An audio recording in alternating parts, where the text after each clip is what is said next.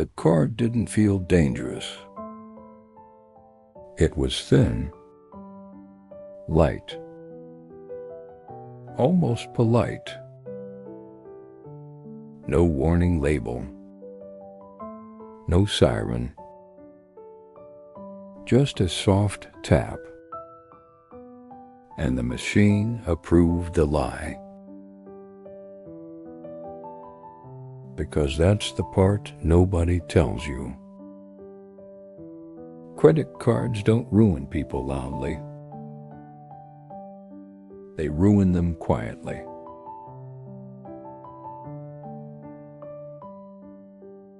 Right now, credit cards are being sold as freedom, rewards, cash back, airport lounges. Build your credit score. They don't advertise the real product. They advertise the feeling of being ahead before you actually are. And in a world where prices rise faster than salaries, that feeling is addictive.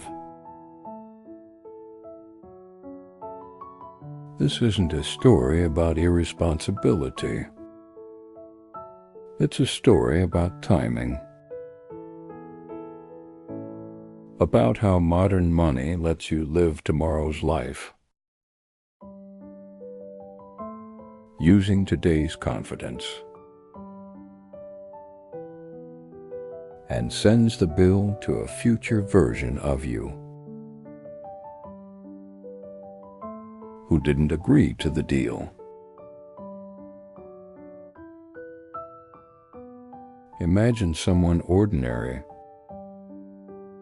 no gambling habit, no luxury obsession, just a normal life. The first card comes with a limit that feels flattering, like a compliment from the bank. You're trusted. The first few swipes are practical. Groceries, fuel, a phone upgrade that was needed anyway. The bill arrives. It's manageable, almost harmless. So they pay the minimum. Because why not? The system encourages it. That's when the story quietly changes.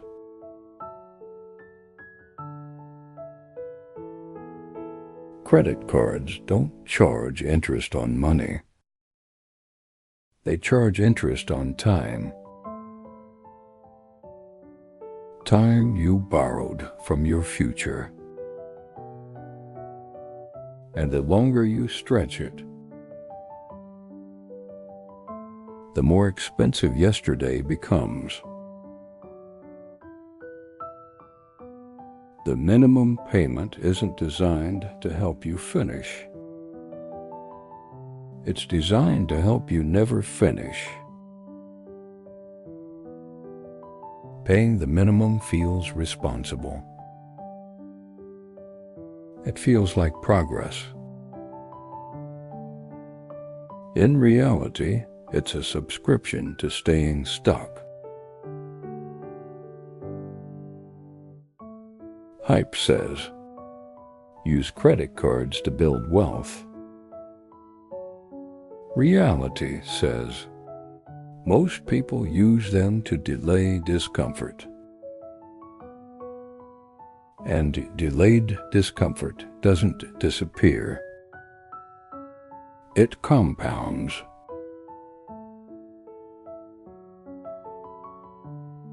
Banks don't need you to fail. They need you to almost win. Someone who defaults is a problem. Someone who pays slowly is perfect. That's why the perks are loud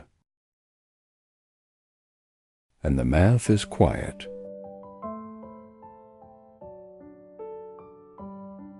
Your brain isn't bad at math. It's bad at exponential math under emotional pressure.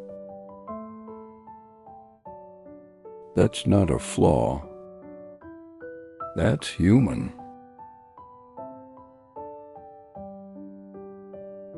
Credit cards don't create emergencies. They mask them. They let you pretend a cash flow problem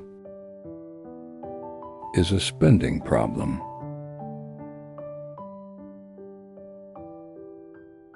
Credit cards work best for people who don't need them, and worst for people who do.